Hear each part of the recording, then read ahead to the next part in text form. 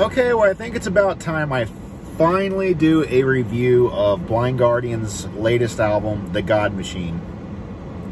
This album came out late last year, and I tell you what, like, Blind Guardian's one of those bands that, they're my favorite band, by the way. They're one of those bands that almost always surprises me, usually in a good way. But they're one of those bands that have always tried to strive for something bigger and better than the last album. Like, I kind of feel like, you know, within like their first like 6 albums, that was really, really apparent. Well, actually, I'd say first 7 albums, that was really apparent. They just got bigger, more epic, just more operatic, and eventually they kind of hit a plateau, I think, with A Night at the Opera, which was their 7th album, and I feel like they didn't know where to go from there. So they kind of started pulling back and doing more simple, less layers. The layers are still there, like the vocal layers and guitar layers are still there, but not as much as the couple prior albums to that. So they really decided to kind of go for a more, I don't know, to-the-point sound. Now, for Blind Guardian, to the point really isn't all that to the point, because their songs are usually really complex, lots of parts, and it's one of the things I love about this band. Is they're so interesting, and their songs are like a roller coaster ride. There's so much going on, and usually takes multiple listens to fully grasp a Blind Guardian album when it comes out.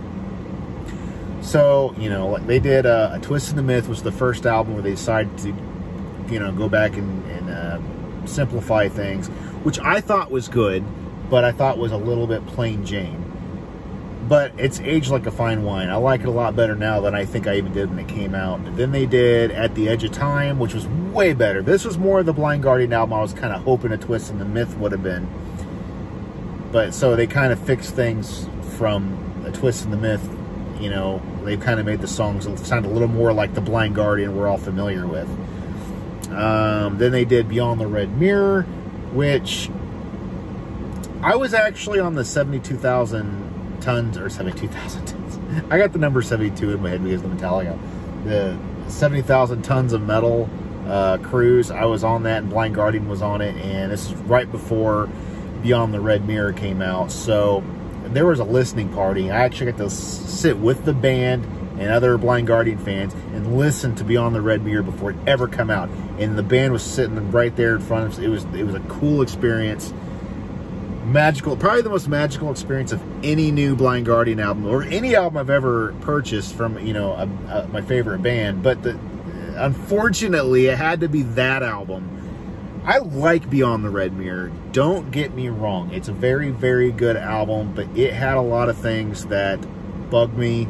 The production was bad. I thought, even though the songs individually on their own are good, they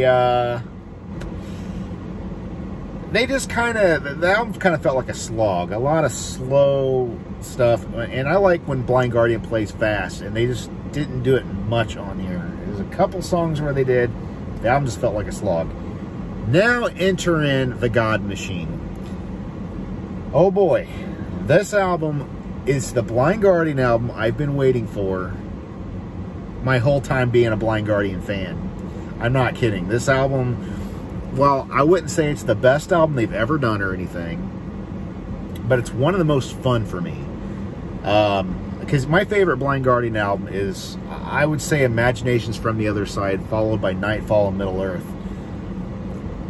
But this, The God Machine, doesn't really sound like those two. I mean, it's got elements. Blind Guardian's got elements that always carry over between every album. You know, there's always certain things.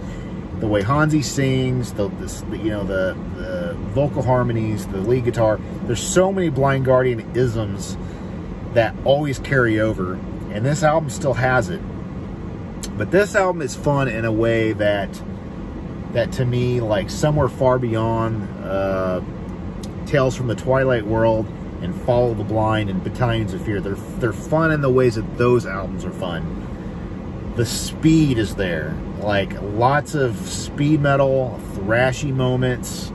I mean, this is a Blind Guardian album you could really headbang to. And I felt like some of the prior albums weren't as headbangable. They were very melodic, but very atmospheric. But this album is all about the fun factor.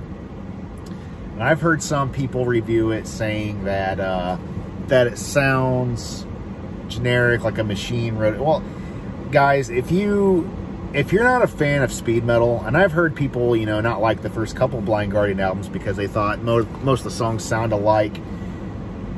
I mean, that's just, either you're into speed metal or you're not. Like,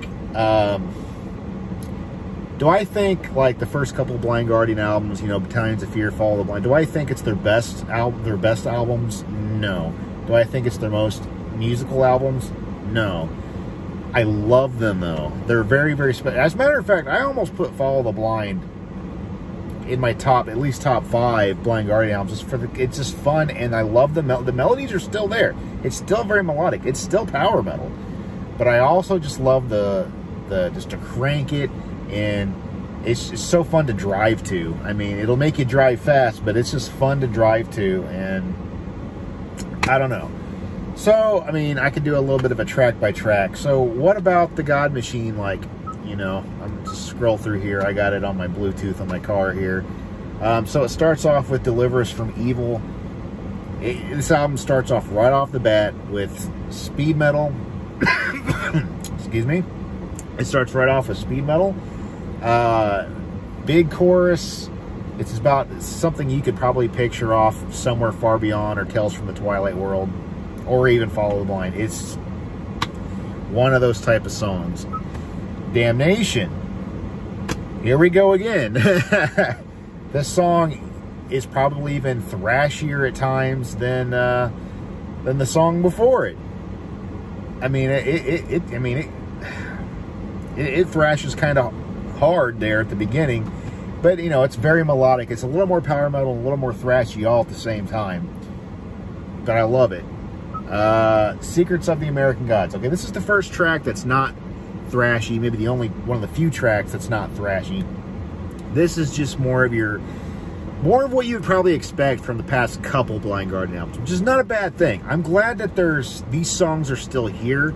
I'm just glad that it's not what the whole album sounds like. I'm glad this album kind of breaks that up, because Blind Guardians used to always play fast, and now they're always playing slow in modern days. And I'm glad to see that it's flip-flopped around here. But yeah, so this sounds like something that could come off of, I mean, it sounds like it could be a slow track off Somewhere Far Beyond, but really it could have fit off Beyond the Red Mirror. It could have fit off of At the Edge of Time very easily, but it really finds a place here, and it's a great change of pace. It's kind of like Follow the Blind, how you had Banished from Sanctuary and Damned for All Time, and then the third song was Follow the Blind, a slow song. So this kind of fits like that. It is kind of a similar flow. Violent Shadows. This is basically a thrash song. This is basically thrash metal. I mean, it's still melodic enough to be power metal, but this is probably one of the thrashiest songs they've done in a long time. Like, it's, you know, like, it's all the thrash elements are there. Like, it's really cool. Well, do I think it's the best song on the album? No, it's probably one of the most stock sounding songs on the album. But the fact that this is so much of a departure of what they've done on the past couple albums, it's pretty fresh for me. Like, I don't know, it's fun. It may not be the very best song on the album, but it's fun. Life Beyond the Spheres. Okay, now we're at another slower track here. This track is very atmospheric.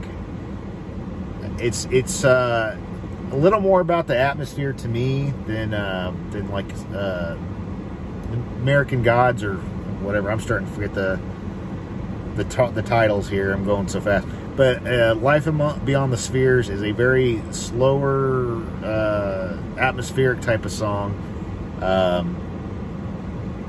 I don't know. It's just another one for the album that breaks it up, and very awesome. Because all these songs usually have really good choruses, really good lead guitar parts. Vocals are always phenomenal. Architects of Doom, another speed metal type of song. I don't really know what else to say other than it's another good song. You know, just like anything else on the album. Let It Be No More. Okay, this is like the ballad of the album. And Blind Guardian usually don't write full-blown ballads usually. They have. I mean, I guess you could say like Lord of the Rings was a ballad. But a lot of their songs are usually, their ballady songs are usually more like very medieval bard type of, you know, songs, you know, like a minstrel out in the forest or something would play, like the Bard song or Skulls and Shadows, you know, something like that. But this song doesn't really sound like, this is more of a traditional ballad. And while I would have liked a medieval type of song for this album, I think it would have fit great. This is a really, really good song. Like, very, very, very good song. One of those ones, if you're at a Blind Guardian concert, you know, show or whatever, and you're got your lighter out, you know, it's one of those type of songs. Very, very good. Blood of the Elves. Very speed metal once again. Definitely back to the early Blind Guardian days, like the first 4, 5 albums for sure. They could have fit off any of those. I don't know what to say. Amazing chorus. You know, I don't know. I don't know what else to say. It's just good. Destiny. Okay, this is the closing track. I guess this is another kind of like an epic sort of. I like this song, but if I had to pick a least favorite, I feel like this one might be it. And I'm not saying that because it's actually bad.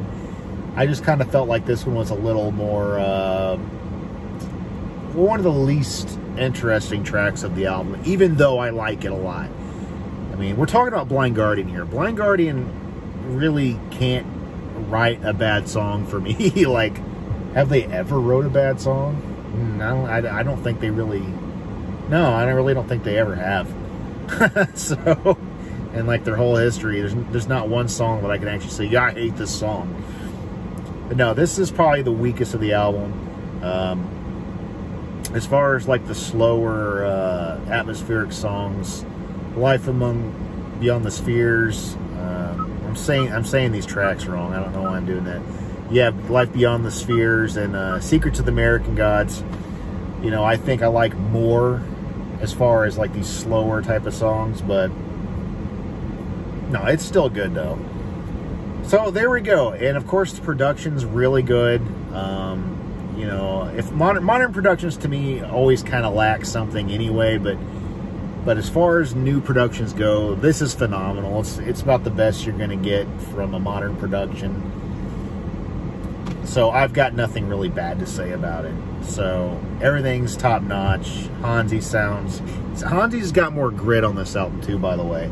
He's definitely got a lot more of that raspy, you know, in your face type vocal this time around, and I'm happy about that too. I don't think he gave enough of that, like, really since probably Nightfall in Middle-earth. That's the last time I've heard Hansi sound this energized and fired up. But and of course Andre is Andre. You know, he's he's a genius lead guitar player, just like Hansi's a genius vocalist. You know, and of course Marcus does a great job holding down the fort with the, you know, his rhythms. Very, very powerful, fun, in your face, tremolo picking moments and all that.